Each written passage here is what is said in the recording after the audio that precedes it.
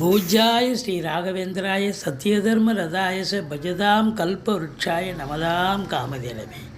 யோகிராம் சுரத்குமார் யோகிராம் சுரத்குமார் யோகிராம் சுரத்குமார் ஜெயகுரு ராயா. உலகெங்கிலும் வாழ்ந்து கொண்டிருக்கும் ஸ்ரீ ராகவேந்திரா யூடியூப் சேனல் நேயர்களுக்கு டாக்டர் சைதை ராஜாவின் அன்பான வணக்கங்கள். நாம் இப்பொழுது இந்த எபிசோடில் வார ராசி பலன்களை சொல்ல இருக்கிறோம்.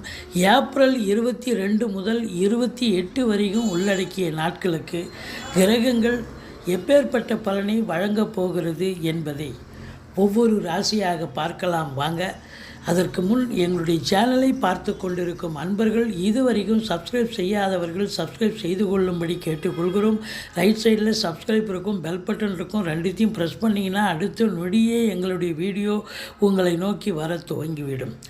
இந்த வாரத்தில் ஏப்ரல் 23 சித்ரா பௌர்ணமி, அதாவது பௌர்ணமி வருகிறது.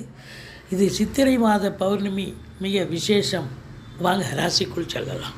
கன்னி ராசி காலபுருஷனுக்கு 6வது ராசி. உத்திரம் 2, 3, 4 பாதங்கள், அஸ்த நட்சத்திரம், சித்திரை 1, 2 பாதங்கள் உள்ளடக்கிய புத பகவான் ஆட்சி உச்சம் பெறும் வீடு.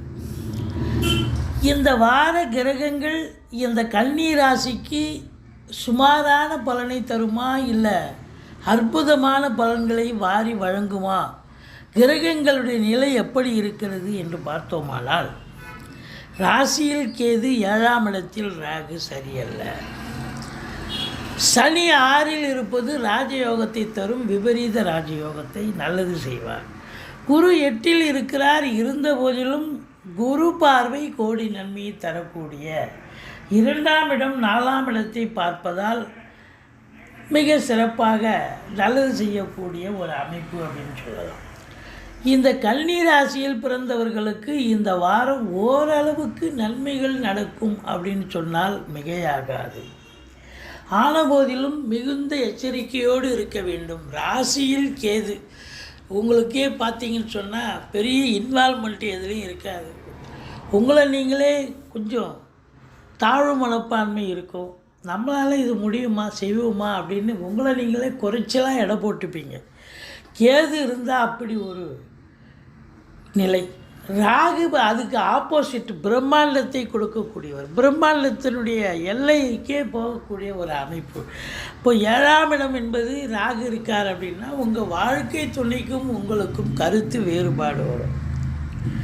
அப்போ அவங்க சொல்கிறது நீங்கள் ஏற்றுக்க மாட்டீங்க, நீங்கள் சொல்கிறது அவங்க ஏற்றுக்க மாட்டாங்க, பிரச்சனை வரும். அப்போ குடும்பத்தில் என்ன தான் அந்யோன்யமான குடும்பமாக இருந்தாலும் சண்டை சச்சரவு, பிரச்சனை, பிரிவினை வரும். இப்போ வெளியூர் போகிறோம், உயர்கல்விக்காக போகிறோம், உத்தியோகத்துக்காக போகிறோம், இல்லை சொந்த தொழிலுக்காக போகிறோம், அது வேறு விஷயம். குடும்பத்தை விட்டு பிரிகிறோம், அப்புறம் நல்லா அங்கே போய் சம்பாதிக்கிறோன்னா அது ஓகே, அது அதற்கான வாய்ப்புகள் இருக்குது. ஏன்னா 7ஆம் இடத்துல ராகு. ஆனால் இங்கே இருக்கும் பொழுது குடும்பத்தில் பிரச்சனை வரும். நண்பர்கள் கூட எதிரிகளாக மாறுவார்கள். கூட்டு தொழில் செய்கிற இடத்துல கூட்டாளிகளுக்கும் உங்களுக்கும் கருத்து வேறுபாடு வரும். எச்சரிக்கையோடு இருந்துக்குங்க. என்ன 2க்கும் 9க்கும் உடையவர், அதாவது 2க்கும் 9க்கும் உடையவர் பார்த்திங்கன்னு சொன்னால் சுக்கிரன் நல்ல நிலையில் உச்ச நிலையில் இருக்கிறார். ராசிநாதனும் 7ஆம் இடத்தில் நல்ல நிலையில் தான் இருக்கார். ஆனால் ராகுவோடு இருக்கார். அப்போது நல்ல நிலையா எதுவும் ஒரு ஃபுல் விங்கு எதையும் செயல்படுத்த விட மாட்டார் ராகு பகவான். அவருடைய பிடியில் எல்லாத்தையும் வச்சுப்பார். ராகு கேதுக்கள் தான் பலமான ஒரு கிரகங்கள். மற்ற கிரகங்கள் பலத்தை இழந்து விடுகிறது அப்படின்னு சொல்கிறோம். அப்போது என்னதான் சுக்கிரன் உச்சமாக இருந்தாலும் கலைத்துறை அன்பர்களுக்கு வேலை வாய்ப்புகள் கிடைக்கிற மாதிரி இருக்கும். கடைசியில் கை நழுவி வேறு ஒருத்தருக்கு போகும், இல்லை கிடைச்சாலும் திருப்தி இல்லாத ஒரு சூழல்.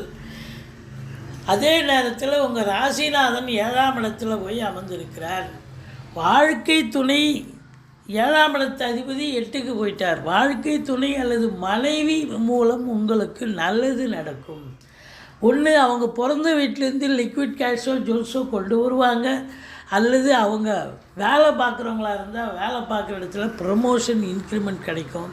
ஸோ 7ஆம் இடத்து அதிபதி 7க்கு 2ல் இருக்கிறதால கணவன் மனைவி மட்டும் இல்லைங்க, இப்போது சொந்த தொழில் பண்ணுறீங்க, இந்த தொழில் பண்ணுற இடத்துல வந்து நிறைய வரா கடன்கள் இருக்கும். இதெல்லாம் எங்கெங்கே வசூலாக போகுது அப்படின்னு வருத்தப்பட்டுட்ருப்பீங்க. ஆனால் இந்த காலகட்டம் அவங்களுக்கு நேரம் நல்லா இருக்குது. உங்ககிட்ட வாங்கிட்டு போகிறாரு பாருங்க, அவருக்கு சூழ்நிலை சரியில்லாமல் இருந்தது. இப்போ அவருக்கு நேரம் நல்லா இருக்குது, திருப்பி தரத்துக்கு தயாராக வருவார், திருப்பி கிடைக்கும்.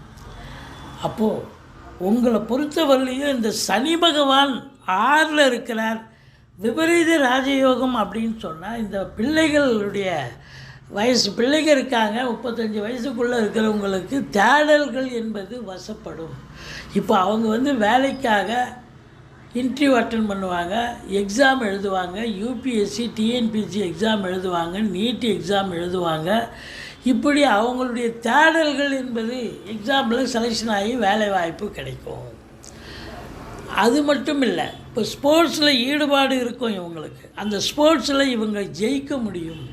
10ஓட 11 இருந்தவங்க இப்போ நம்பர் 1 நம்பர் 2 பொசிஷனுக்கு வர முடியும் அப்படின்னு சொல்லலாம். இந்த 2ஆம் இடத்துல குரு பார்வை இருப்பது என்பது குடும்பத்தில் நிம்மதி, சந்தோஷம், குதூகலம், நல்ல பணவரவு, பொருள் வரவு சிறப்பாக இருக்கும். இதுவே போதுங்க, 50% ஓகே. இந்த 3ஆம் இடத்தை சனி பார்க்குறார். இளைய சகோதரருக்கும் உங்களுக்கும் கருத்து வேறுபாடு வந்தே தீரும். எச்சரிக்கையாக இருங்க. இந்த பிபிஓ சாஃப்ட்வேர் ஹார்ட்வேரில் வேலை பார்க்குறவங்க, இந்த இரவு நேர பணியாளர்கள், இதுபோல் இருக்கிறவங்கெல்லாம் கொஞ்சம் எச்சரிக்கையாக இருக்கணும். மற்றபடி 4ஆம் இடத்தை குரு பார்ப்பது ஒரு சிலர் சொத்து பத்துக்களில் இன்வெஸ்ட் பண்ணக்கூடிய காலகட்டம். வீடு, வாசல், மனை, இல்லை வண்டி வாகனங்கள், அப்படி இல்லை நகை நட்டு வாங்கிறது. ஏன்னா நான் குரு வீடு இல்லையா, அப்போ ஏதாவது ஒரு பொருளை, விலையுயர்ந்த பொருளை வாங்கிறது. இப்படி உங்களுக்கு அற்புதமான காலகட்டம். தாய் வழி சொந்தங்கள் அனுகூலமாக இருப்பார்கள். செலவினங்கள் ஏற்பட்டாலும் உங்களுக்கு சுப செலவுகளே ஏற்படும். இந்த பத்திரிகை துறை, மீடியா துறை, மற்றபடி அரசாங்கத்தில் உயர் பதவியில் இருக்கிறவங்களும் சரி, சூரியனை சனி பார்க்குது இருக்கிறவங்களும் சரி, செவ்வாயோட சனி சேர்ந்து இருக்குது. இந்த மெக்கானிசம், இந்த ஒரு கம்பெனியில் மெஷின் ஆப்ரேட்டர்லாம் இருப்பாங்க இல்லையா, அப்போ அவங்களெலாம் கொஞ்சம் எச்சரிக்கையாக வேலை பார்க்கணும். அரசாங்கத்தில் உயர் பதவியில் இருக்கிறவங்களும் எச்சரிக்கையாக இருக்கணும். பத்திரிகை துறை, மீடியா துறை, எழுத்துத்துறை, சினிமா மற்றும் தொலைக்காட்சி பிரிவில் பணியாற்றக்கூடியவர்களுக்கு வேலைவாய்ப்பு கிடைக்கும். விழிப்புணர்ச்சி தேவை, எச்சரிக்கையாக இருக்க வேண்டும். மற்றபடி நீங்கள் பிள்ளையாரை வழிபாடு செய்யுங்கள், துர்க்கையை போற்றுங்கள். வெளிநாட்டு பயணத்திட்டம் அனுகூலத்தை தருமா? கண்டிப்பாக அனுகூலத்தை தரும். தாராளமாக வெளிநாடு போக விரும்பும் அன்பர்கள் வெளிநாடு செல்லலாம். எங்களுடைய வீடியோ பிடிச்சிருந்தால் லைக் பண்ணுங்கள், ஷேர் பண்ணுங்கள், சப்ஸ்கிரைப் பண்ணுங்கள். மறக்காமல் சப்ஸ்கிரைப் பண்ணுங்கள். நன்றி. வாழ்க வளமுடன்.